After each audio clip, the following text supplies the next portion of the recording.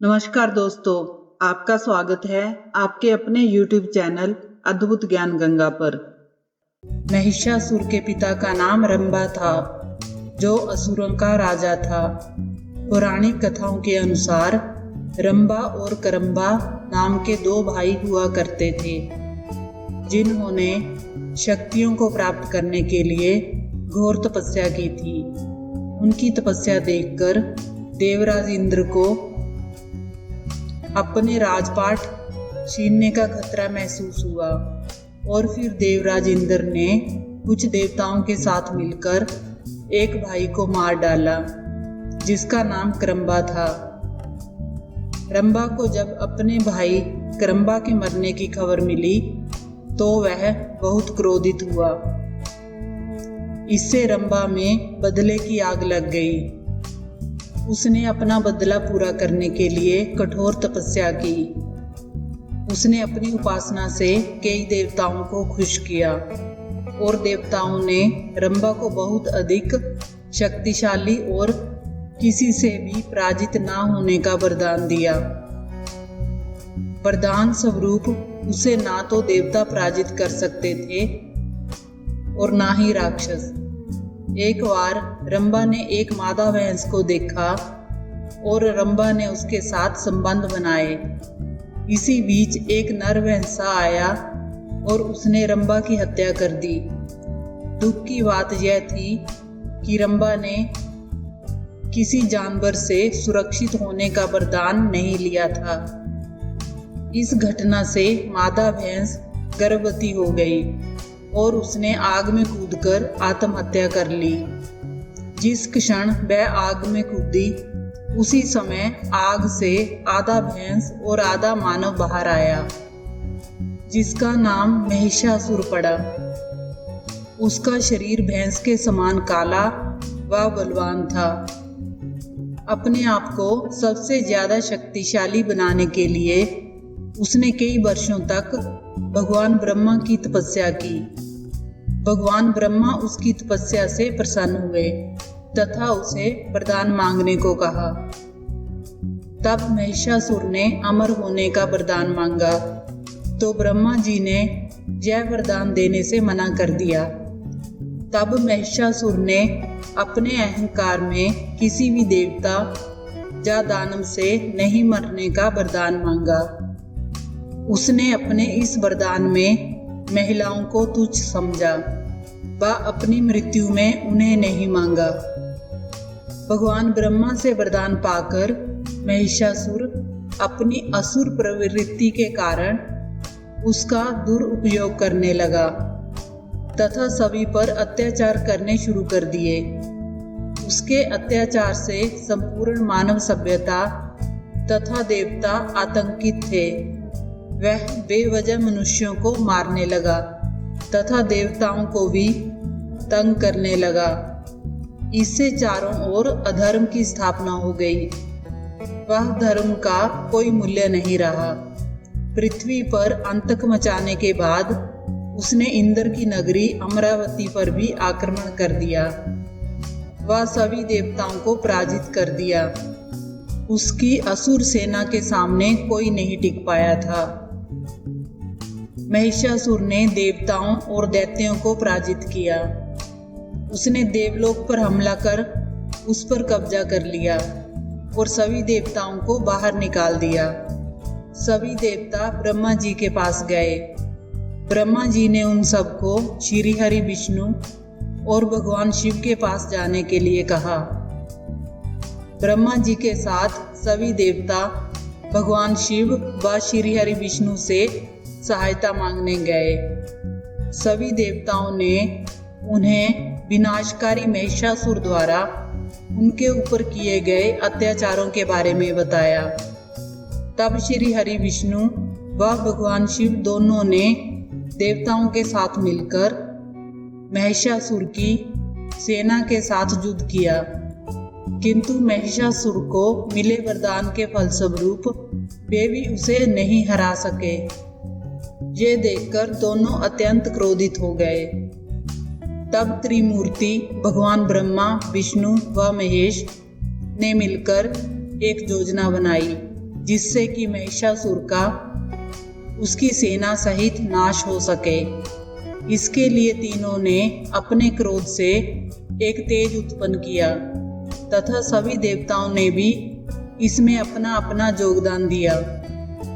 त्रिमूर्ति तथा सभी देवताओं के तेज व ऊर्जा से एक शक्तिपुंज का निर्माण हुआ व उसमें से मां दुर्गा का कात्यायनी रूप प्रकट हुआ।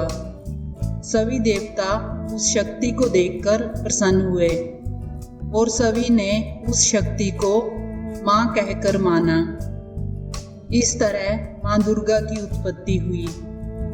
यह रूप अत्यंत भयानक था, जिसके 10 हाथ थे। भगवान शंकर जी ने देवी को त्रिशूल भेंट किया। भगवान विष्णु ने अपना चक्कर निकालकर देवी को दिया। वरुण ने देवी को शंख और पाश भेंट किया। अग्नि ने इसे शक्ति दी।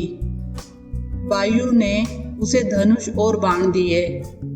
देवराज इंद्र ने अपना वज्र दिया और ऐरावत हाथी ने अपना घंटा उतारकर देवी को भेंट किया। जमराज ने उन्हें काल दंड में से एक दंड दिया।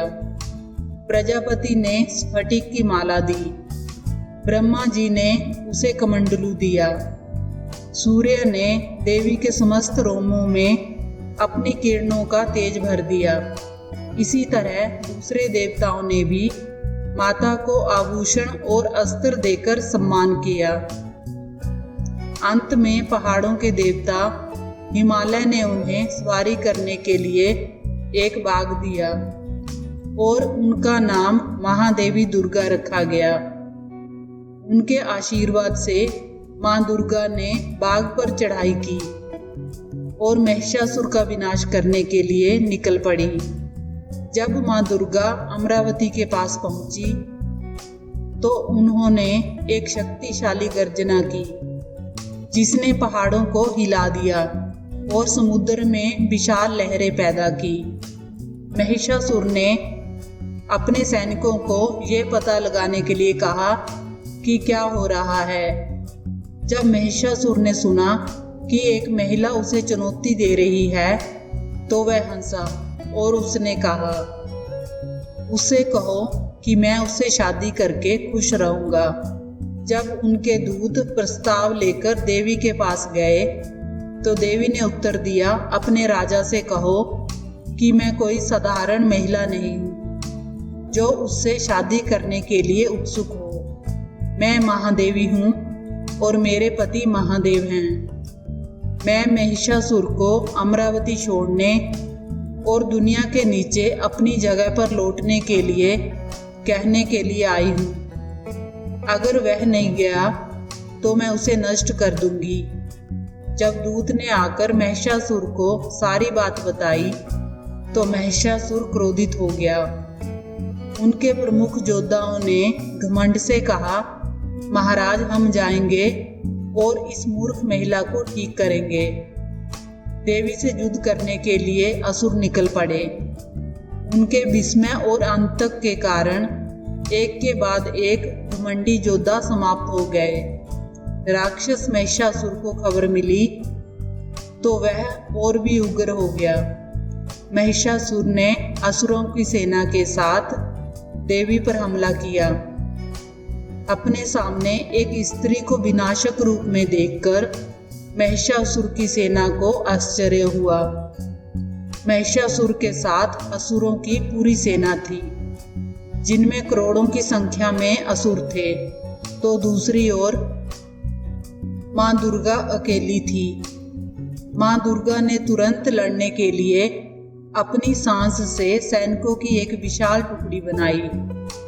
मां दुर्गा ने शत्रु सेना में त्राहिमाम मचा दिया। सिंह पर बैठी मां दुर्गा की गर्जना ही इतनी भयानक थी कि उससे चारों ओर भय का वातावरण पैदा हो गया। फिर मां ने अपने अस्त्रों से शत्रु सेना में भयंकर मारकाट मचा दी। महिषासुर ने उन सभी चालों को आजमाया जो वह जानता था। वह देवी को भ्रमित करने के लिए आकार बदलता रहा। एक आदमी से वह एक शेर बन गया, फिर एक हाथी। लेकिन हर बार देवी ने उसे अपने हथियारों से गंभीर रूप से घायल कर दिया। यह युद्ध 9 दिनों तक चलता रहा। वह मां दुर्गा बिना थके लगातार असुरों का नाश कर रही थी। धीरे धीरे करके महिषासुर के सभी मित्र, सिपाही, मंत्रीगण, सेनापति इत्यादि मारे गए। अंतिम दिन अर्थात 10वें दिन महिषासुर का मां दुर्गा से युद्ध हुआ। तब मां दुर्गा ने भगवान शिव से मिले त्रिशूल से उसका वध कर डाला। मां दुर्गा के प्रचंड रूप ने महिषासुर का उसकी राक्षसी सेना सहित संपूर्ण नाश कर डाला व धर्म की पुनः स्थापना की। इस प्रकार मां दुर्गा ने दानव महिषासुर के अत्याचार से दुनिया को मुक्त कर दिया। इंद्र और अन्य देवता फिर से स्वर्ग लौट आए और सब ठीक हो गया।